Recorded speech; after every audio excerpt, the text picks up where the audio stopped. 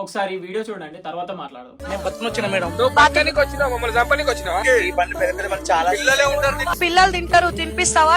తినిపిస్తా sir, నేను కూడా తినిపిస్తాను పిల్లలకి. అన్న మీరు మమ్మల్ని అందరినీ తినబట్టారు కదా, మీరు ఎందుకు తింటలేరు? నేను కూడా దానివల్ల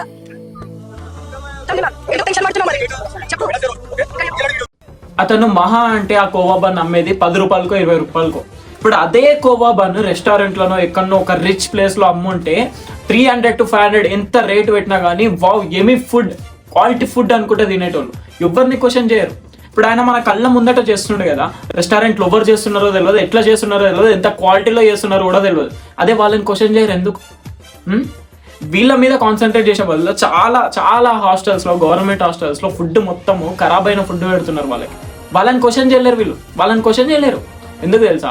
ఎందుకంటే అక్కడ బ్యాక్గ్రౌండ్లో ఉండేది పొలిటీషియన్స్, వాళ్ళంటే వీళ్ళకి ఇది, అందుకే అక్కడ క్వశ్చన్ చేయలేరు. ఇక్కడ పేదోళ్ళ మీద పడి ఏడుస్తారు.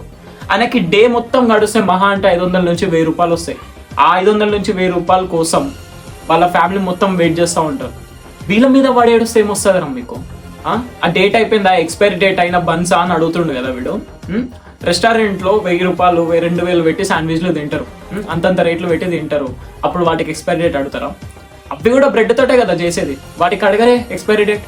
ఎందుకు ఇక్కడే ఎక్స్పైరీ డేట్లు గుర్తొస్తున్నాయి మీకు? వాళ్ళు ఎందుకు తింటారు అసలు? వాళ్ళ ఫుడ్ వాళ్ళు రోజు తింటారా అని అడుగుతుంది. అదేం క్వశ్చన్ అసలు? టార్గెట్ చేసి కావాలని వాళ్ళ టీఆర్పీ రేట్స్ కోసం ఇష్టం వచ్చినట్టు అసలుకి. సరే అప్పటికి తింటాను వదిలిందా, కనీసం అప్పటికి వదలలేదు. ఎందుకు టెన్షన్ అవుతున్నారు అంటే అంతమంది విడవాడి నువ్వు ఏదో తప్పు చేస్తున్నట్టు టార్గెట్ చేస్తే టెన్షన్ అవ్వకపోతే ఏమవుతారు? చాలా హోటల్స్లో, రెస్టారెంట్స్లో మొత్తం చికెన్ ఒక 1 month నుంచి ఫ్రిడ్జ్లో పెట్టి అమ్ముతారు తెలుసా కనీసం మీకు? మళ్ళీ అక్కడ ఎందుకు క్వశ్చన్ చేయరు? ఇది దమ్ముంటే పోయి ఆ రెస్టారెంట్స్లో వాటిల్లో క్వశ్చన్ చేయండి.